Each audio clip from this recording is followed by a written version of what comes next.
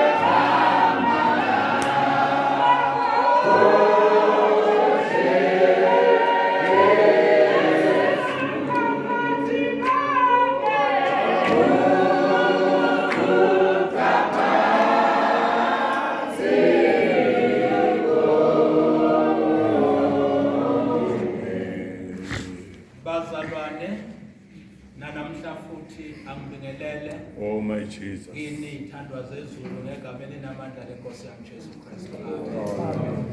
Ngiyambonga kakhulu uNkulunkulu namhlanje bazalwane ophinde wasihlonipha thina sonke. Wasiboleka uphila. Sesibuyile futhi sikhona emvuselelweni inkosi umsanibusise. Ngibaba Mbenyane umntwana kaNkulunkulu. Ngiyamthanda kakhulu uNkulunkulu bathandekayo. Hallelujah. Ngisayimisele bathandekayo ukuthi ngisekhona emhlabeni ngimkhonze bazalwane ngayo yonke inhliziyo yami nangawo wonke amandla ami kuze kube usuku la uJesu abuya khona kuzolanda ibandla. Uma kwenzeka kungakafiki ukufa inkosi umsanibusise. Manje ke sibonge kakhulu bantwana basekhaya sikhona ke kule mvuselelo. Ngiyafisa ukuyela ukusho ukuthi ngempela bazalwane uNkulunkulu uyacabanga ngathi uyasikhathalela njengabantwana bakhe. Inkosi umsanibusise bathandekayo. Njengoba esukwini lokuqala sizwile uNkulunkulu athi vuka, sathi ke wena njengomzalwane ncenga umoya wakho uthi vuka mphefumulo wami uze uqhubeke nohambo. Okwesibili simzwile uNkulunkulu ukuthi ufuna umuntu othembekile waba nguwe njengomntwana wakhe. Wathi Nkosi yami ngiyaziletha kuwe ukuthi ngibe ngothembekile, ngingabe ngumuntu nje ozozibonga ngingathembeki kuwe. Manje ke siyabonga kakhulu bazalwane, uNkulunkulu wethu akasisize. Manje ke nanamhla ke bazalwane sizoya kwenye amazwi azosikhuthaza ukuthi sikhona endleleni singabantwana bakaNkulunkulu. Ufinani uNkulunkulu phakathi kwethu. Inkosi umsanibusise. Ngiyafisa uveza lamazwi namhlanje ukuthi uNkulunkulu unenjongo ngawe ukuze akusindise, unenjongo ngawe. Kuyabaluleka kakhulu ukuthi kuphileni kwakho konke sewungumntwana kaNkulunkulu ungakhonzi nje kodwa khonza ube nomqondo othi Nkosi yami yini icebo lakho ngami ukuze ube ngumntwana wakho nami. Sanibonani bazalwane. Ungakhonzi ngoba wena unezinto ozifunayo kuNkulunkulu, kodwa khonza ngoba uNkulunkulu unecebo nempilo yakho. Ufise ukuthi icebo likaNkulunkulu ngempilo yakho lenze njani liphumelele. So that is why umazwi oqala uma kuthiwa vuka bengeke uNkulunkulu enze lutho ulele. Inkosi umsanibusise. Kodwa uNkulunkulu ufuna abantu abazoma ngomumo balindele ukuthi lokho uNkulunkulu afanele akusho noma akwenze ngabo ba-ready for lokho. Kwesibili uyabafuna abantu bakhe noma abantwana bakhe abazoyimisela ukuthembeka kuNkulunkulu ngazo zonke izikhathi. Inkosi umsanibusise bazalwane. Manje ke namhlanje bazalwane nawo amazwi uNkulunkulu awabekayo enhlizweni yami ukuthi siwafunde. Asicaleni encwadini yamaHebheru isahluko sika 10 sifunde uverse number 5 size sibambe uverse number 7. Siyobuye sifunde incwadi kaJohane isahluko 6 sifunde uverse number 38. uNkulunkulu wethu asibusise thina sonke bazalwane sisafunda lamazwi sikhuthazane ngawo. maHebheru isahluko 10 uverse 5 kuya kuverse number 7. Sifundeke nakuJohane isahluko 6 uverse number 20 noma 38. Inkosi ayibusise nonke bazalwane. Hebrew 10 verse 5. Ngaloko-ke esefika ezweni uthi umhlatshelo nomnikelo awuthandanga kodwa ungilungisele umzimba. 6. Iminikelo yokushiswa nemihlatshelo ngenxa yesono awuyithokozelanga. 7. Ngase ngithi bheka ngiyeza emculini wencwadi kulotshiwe ngami ukuba ngiyenze uNkulunkulu intando yakho. Hallelujah. Ngokuka John 6 verse 38. Ngokuba ngehle ezulwini kungengokuba ngenze intando yami kodwa kuba ngenze intando yongithumileyo. Siyabonga. Asifundeni nakuMateyu 6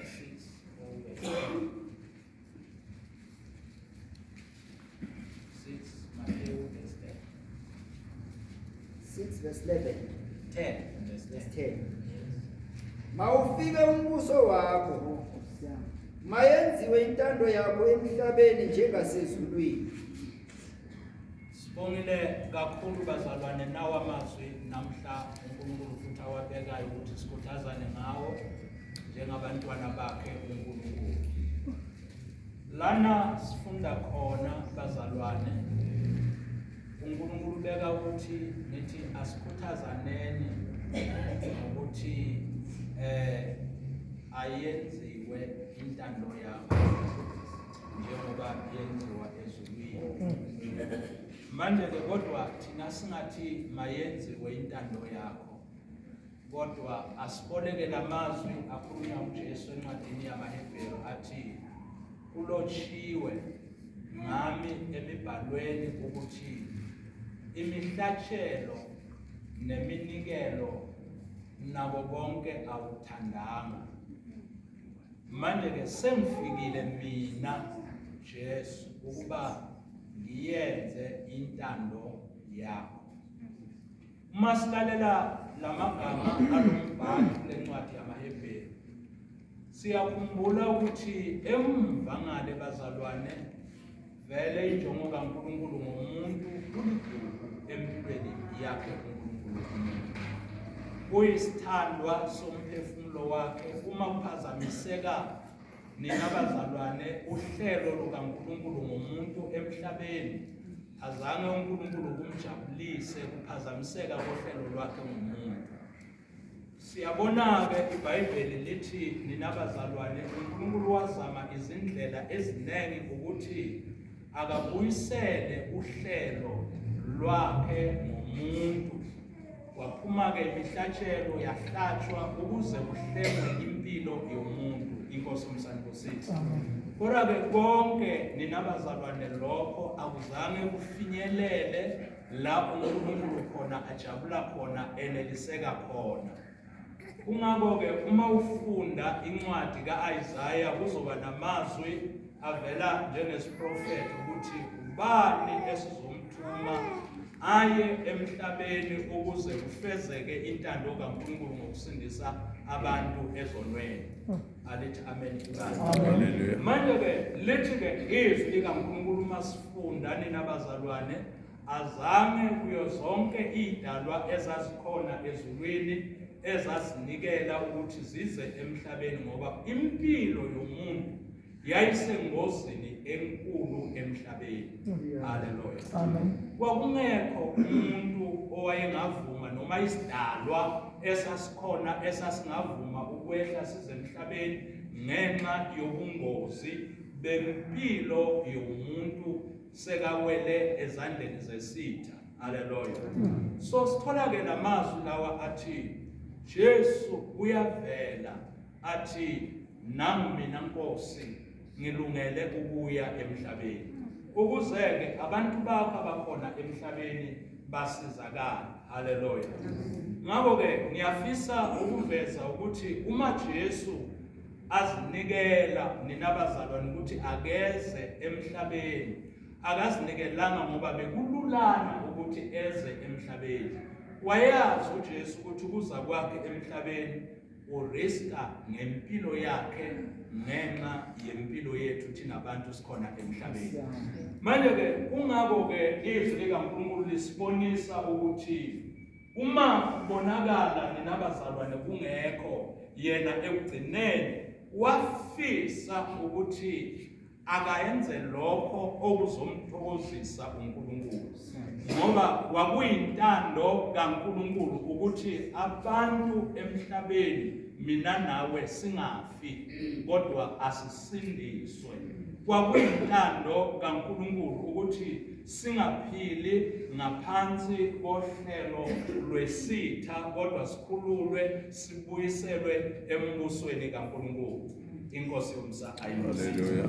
Manje ke Jesu ke uveza ke lamazwi uthi kulotshiwe ngami ukuthi mina ngizoza ngiyenze intando yami. Kungako ke sithola ke lamazwi lawa nasencwadini kaJohane 6:38 kunalamazwi lawa athi Jesu ngize mina kungasi ukuthi ngizowenza lokho okuthandwa yimi kodwa ukuzowenza lokho okuthandwa ubaba uNkulunkulu. Oh my. Amen. Hallelujah. Manje ke lenkulumo ke ninabazalwane yokwenza intando kodwa kungasi intando yakhe kuyintando kaBaba uNkulunkulu.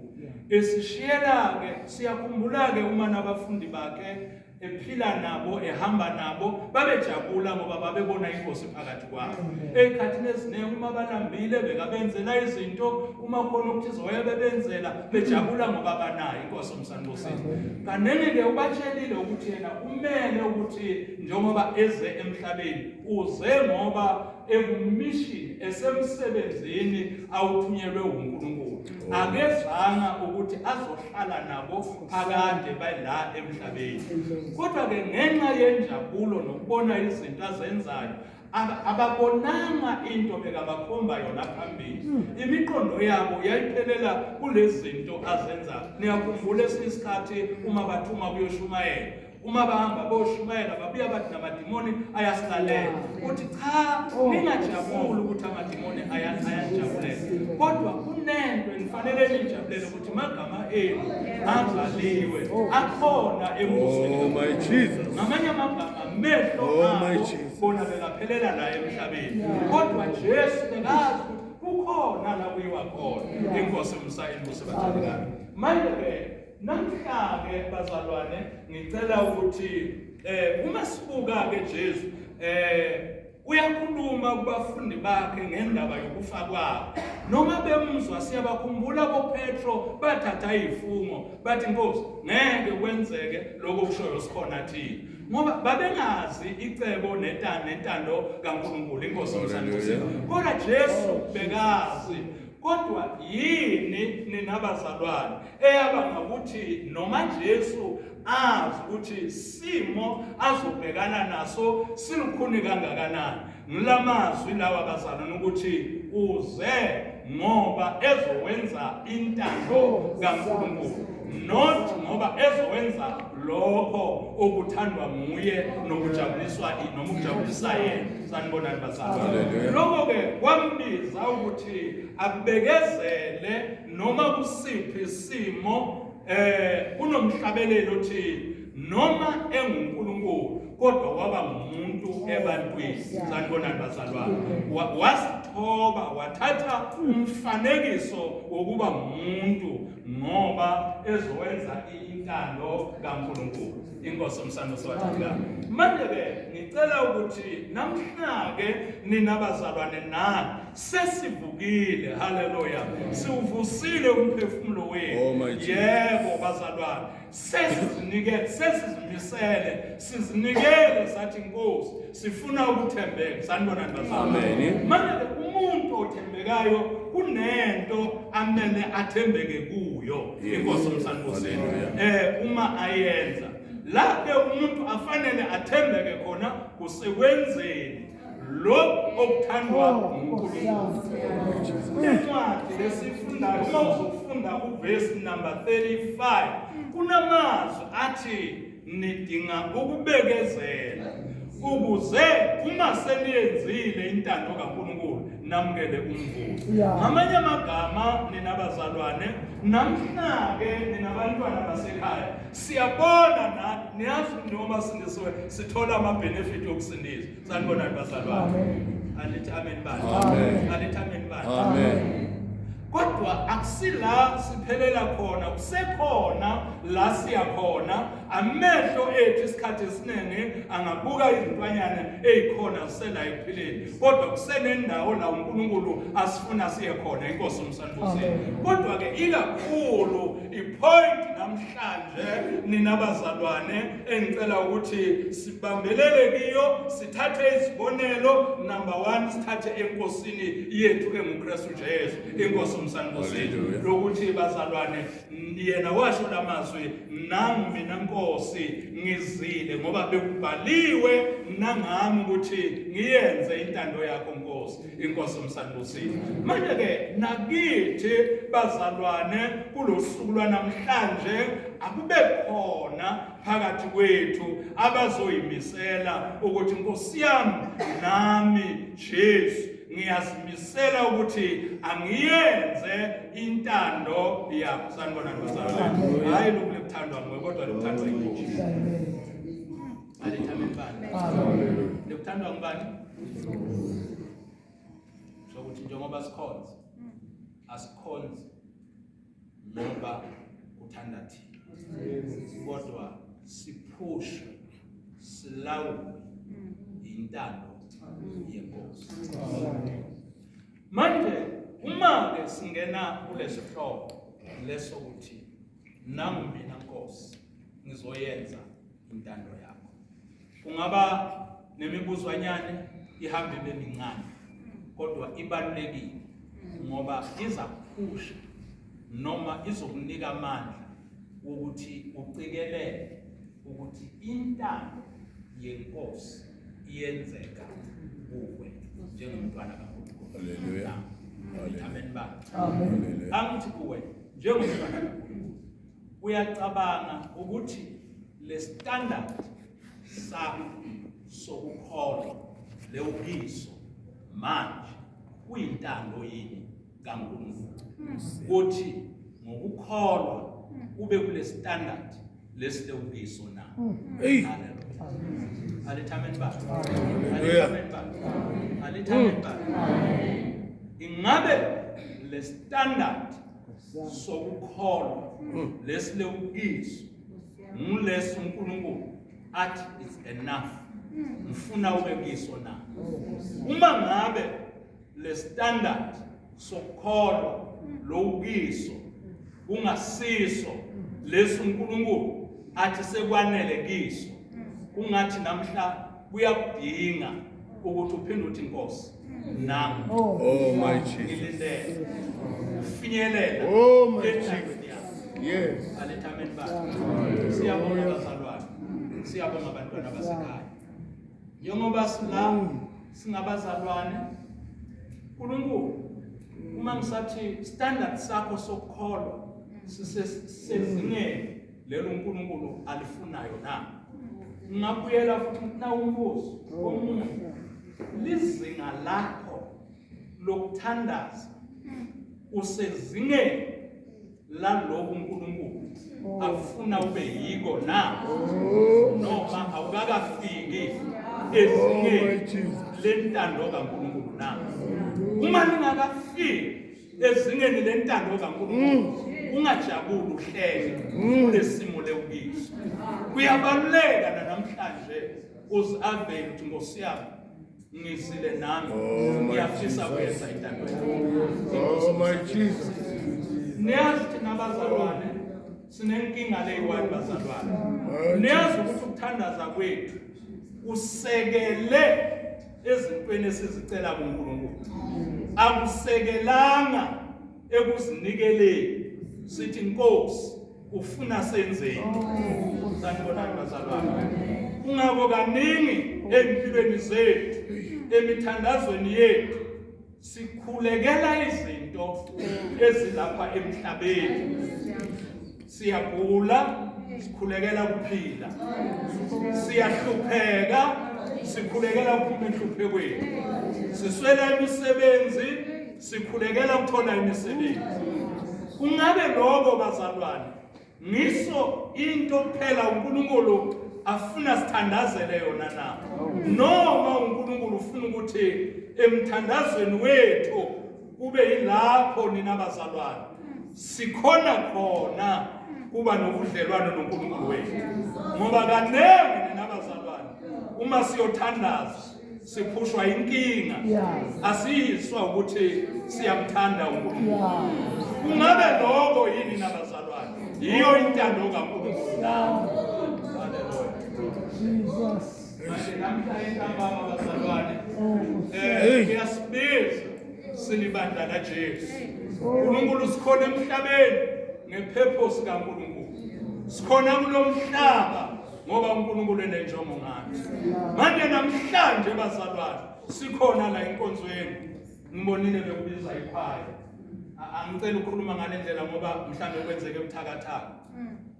Uma kubizwa inkonzo yokuhlabelela, ngabe imicondo yethu isarekhoda ukuthi lokho esiyokwenza asiyokwenzela labahleli phansi kodwa senza inkonzo kuNkulunkulu na.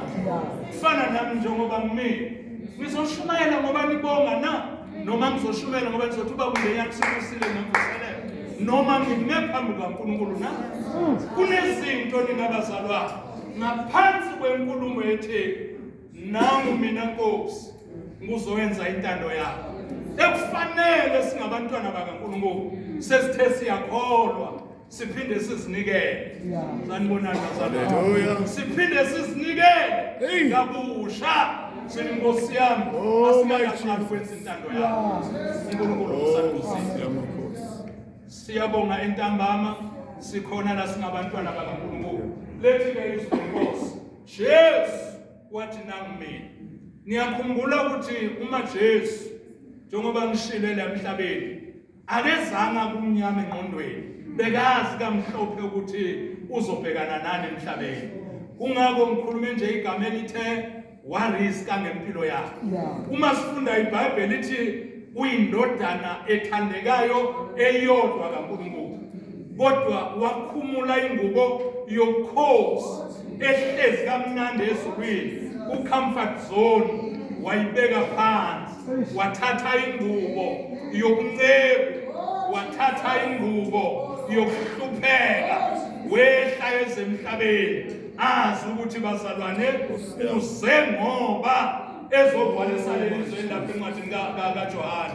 Angizanga ngoba ngizowenza intando yami, kodwa ngize ukuthi nizowenza intando kaBaba ongithumileyo. Manje-ke bazalwane, njengebandla likaKristu isikhathi sokuthi singakholelwa nje bazalwane kuhlale kumnandini.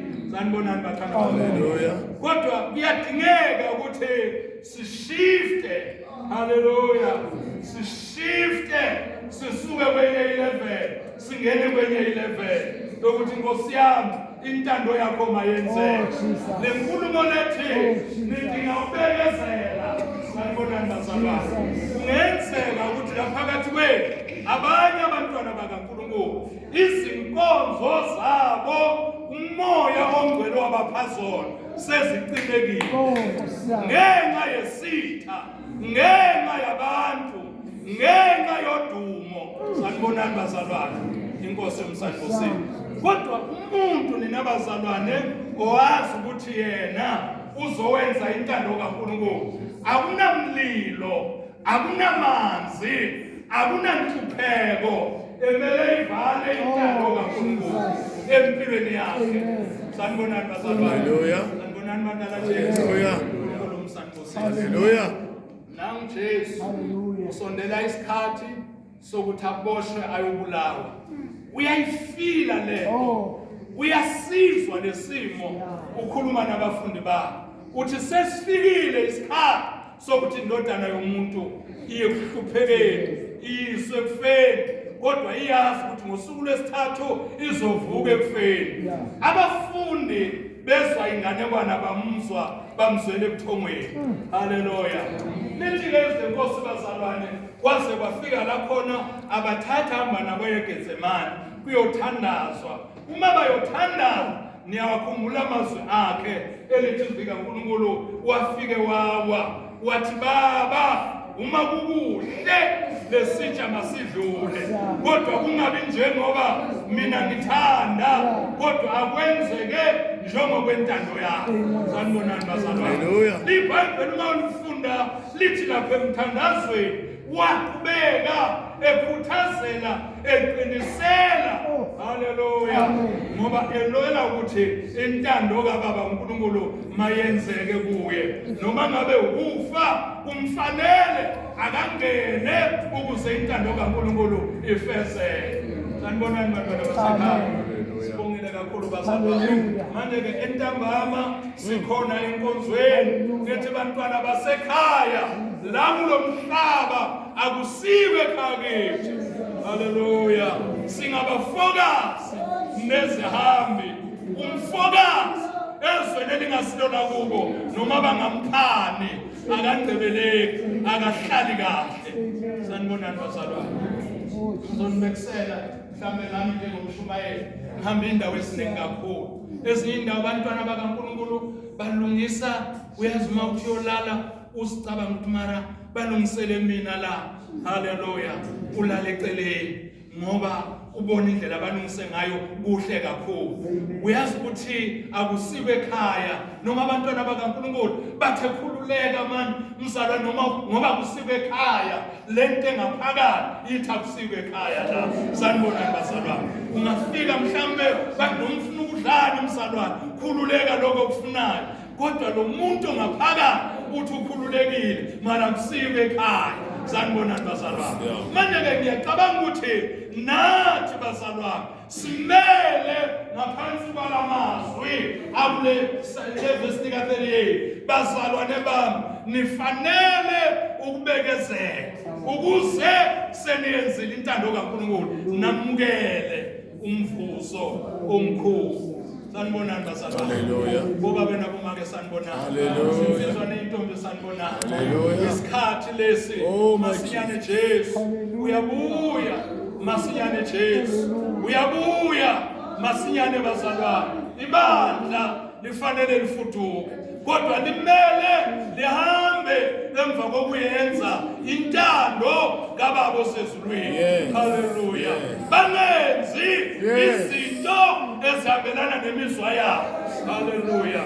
Uma ngabe uhlupheka kubafanele ngenxa yentando kaNkulunkulu abathi intando yakho Nkosi mayenzeke. Sanibonani bazalwane. Manje entambama bandlali kaJesu sisayokhuleka bayadingeka nakule mihla ngithi mntwana sekhaya uyadinga ukuthi konke okwenzayo ukwenze nangokwentando kaNkulunkulu. Sanibonani bazalwane. Haleluya. Bazalwane. Asithatheni nawo amazwi incwadi yezenzo 21 asifunde verse number 14 ingaye sothandaza sithandazele kulamazwi kodwa abantwana basekhaya moya wami uNkulunkulu akufakayo kimi sekudingeka abantwana bakaNkulunkulu konke abazothi bakwenzele ukuthi kuyintando kaNkulunkulu not ngoba kufiswa ngibo. Ngicela sifunde le verse 21 Zenzo verse number 14. 21:14. Yeah. Engenakuvunyiswa sathula sathi mayenziwe intando yenkosi. Sibongile kakhulu. Sibongile kakhulu bazalwane. Sesiyothandaza. Siyathandaza. Niyathi bazalwane uma kuthiwa wenza intando awuhlekeleli. Ngoba awenzi into wena ufila ihambisana nemizwa yakho. Sometime uhamba ukhala inyembezi ngoba kunento ephushayo. Haleluya. La sifunda khona sifunda ngendoda igama layo uPaul. uPaul lo siyakhumbula incwadi yezenzo isahluko sika 9. Uma Paul eshisekela ngamandla akhe onke alwa nabangcwele bakaNkulunkulu yena athi ukukholwa lokho. Sanibonani bazalwane. Anezincwadi anamagunya. Mara ngithanda amazwi la uma Jesu abonakala kuye athi Saul ungizingelelani na? Sanibonani bazalwane. Hallelujah. Lapho izwi likaNkulunkulu sibonisa ukuthi le ndoda leNgusaul yabambana naJesu mbala until inkani yakhe yaphela. Sanibonani bazalwane. Wasarenda intando yakhe yaphela ngoba ebambene nenkosi yamakhosi. Lalela kunomzalwane owathunyelwa kuye. Kwathiwa wemzalwane nayi le ndoda lapha iyakhuleka. Hamba ubeke izandla kuye. Uthi lo mzalwane, "Hey, lo muntu loyo ngiyamazi. Ngizwile ngaye." Haleluya. Lalela inkulumo ithi, "Hamba ngoba lo uyisitsha sami esikhethiwe esilungele ukuhlupheka ngenxa yezwi lami noma ngenxa yevangeli." Sanibonani bazalwane. Manje la sifunda khona nina bazalwane. Sifunda amazwi, sithekela isibonelo somuntu owayazi intando kaNkulunkulu. Inkosi yomsandisi. Hallelujah. Lithi ke la iBhayibheli sifunda khona. Uma ke lo mzalwane eqhubeka nomsebenzi kaNkulunkulu, enza izinto ezithandwa uNkulunkulu. Niyakhumbula ukuthi bazalwane kukhona labashaywa khona. Washaya sengathi ufile. Haleluya. Eshayiwe njalo kuthiwa ngakusasa angimazi bekathothwe kuliphi clinic kodwa ngakusasa kwatholakala uyashumayela kwenye indawo. Sanibona bazalwane. Ukholwa yini? Uqhutshwa yini? Uqhutshwa yintando. Sanibona bazalwane. Oh my Jesus. Shayi ngayo yonke indlela.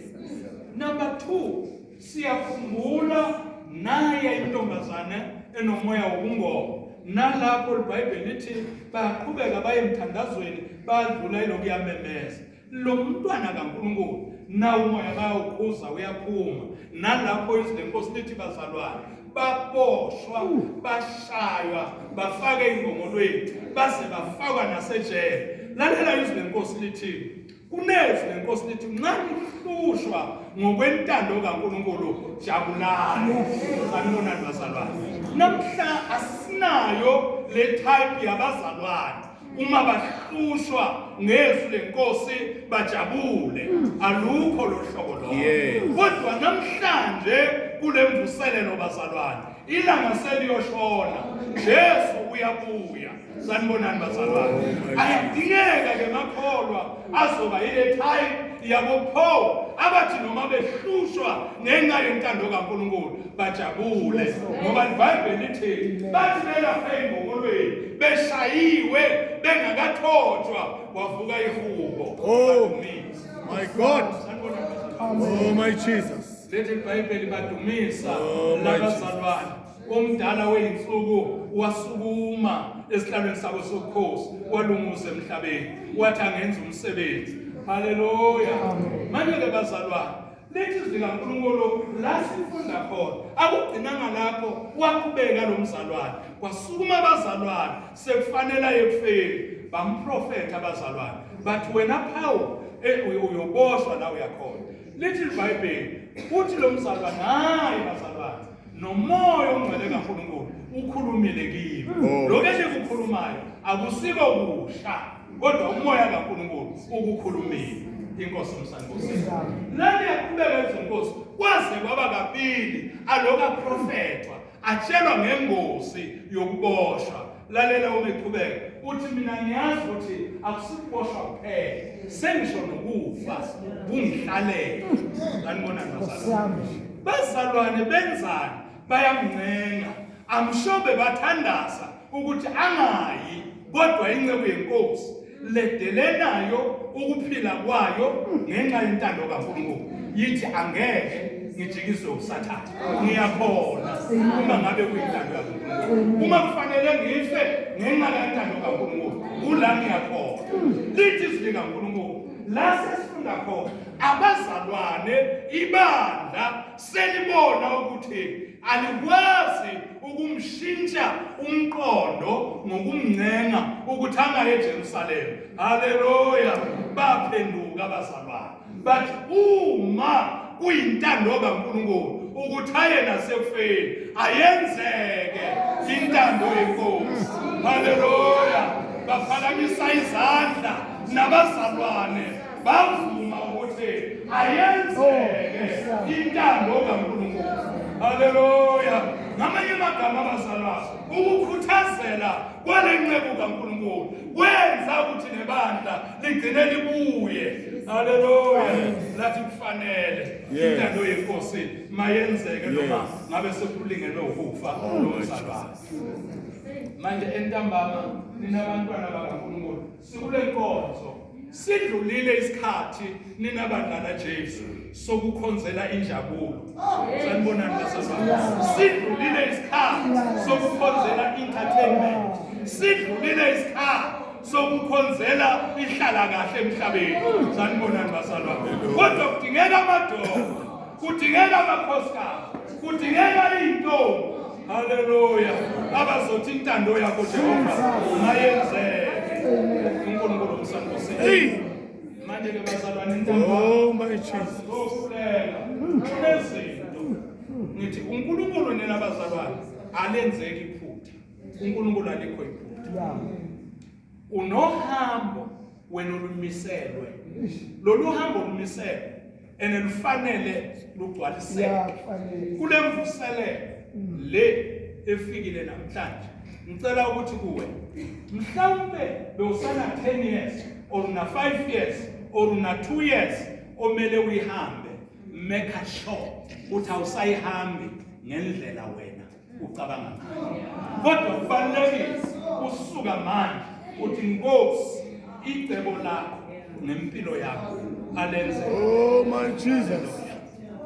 Hallelujah. Usuka namhlanje uthi Nkosi ngiyafisa ukuthi noma ngabe kwenzakalani kodwa eyakho intando. Oh my God. Mina ngicela ukashora ukuthi ngeke ufe ngentando kaSathane. Yes. Yes. Ngeke ufe ngentando kaSathane. Yes. Hallelujah. Yes. Amen. Jesus. Ngeke ufe ngoba kuhlelo kaSathane. Amen. Esilonga uNkulunkulu asafuna wenze intando yakhe. Amen. Uzobe ulokho. Noma singaqhamuka ngayo iphindele ingozi. Uzobe lokho. Yes, my Jesus. Ngoba unendondo. Oh, hallelujah. Okubalulekile ukuthi wena namhlanje mhlambe noma bekwenzeka into ezinengozenzayo uzenza ngenxa yabantu, uzenza ngenxa yabazalwane, kodwa phuma lapho umzalwane uthi Nkosi eyakwenta noma yenza. Namhlanje kusithiwa sisayokhuleka abantwana basekhaya, kufuneka amahora kanjalo kulesikhashana lesincane lesisele nami izinceku zeNkosi kuko konke enokwenzayo nethi intando kaNkulunkulu mayenzeke. Siyabonga abazalwane, siyahlabelela abantwana basekhaya, sizokhuleka. Mina ngiyavuma ukuthi kulomthandazo namhlanje asithandazeni sonke bazalwane. Kule ndaba le yokuthi intando yenkosi mayenzeke, mina ngiyaku-ashora le standard leyobiso akusiso lesoNkulunkulu akushaka. Lezinto zenzile akusizo lesoNkulunkulu afuna ugcinekile. uJesu wakhuluma inkulumo kubafundi bakhe wathi uma nikholwa nina nizowenza ukhulu kunaloko kwenze ngimi. Wena uyayibambezela intando kaNkulunkulu ngokucabanga ukuthi sewuphelele, kodwa namhle ntambama ngicela ukhale kanye nami uzinikele kuNkulunkulu, usarende uthi intando emnandi ayibe ngeyakho Nkosi yami. Siyabonga abazalwane, siyahlabelela elinye lamagama sizokhuleka abazalwane. Kodwa ngicela ukuthi phuma umzalwane wami, phuma. Lale encwadini kaMateyu uchapter 7 verse 21 kunenkulumo lapha ithi akusibo bonke abathi Nkosi baphinde bathi Nkosi abayongena embusweni wezulu, kodwa yiloyo naloyo owenza intando.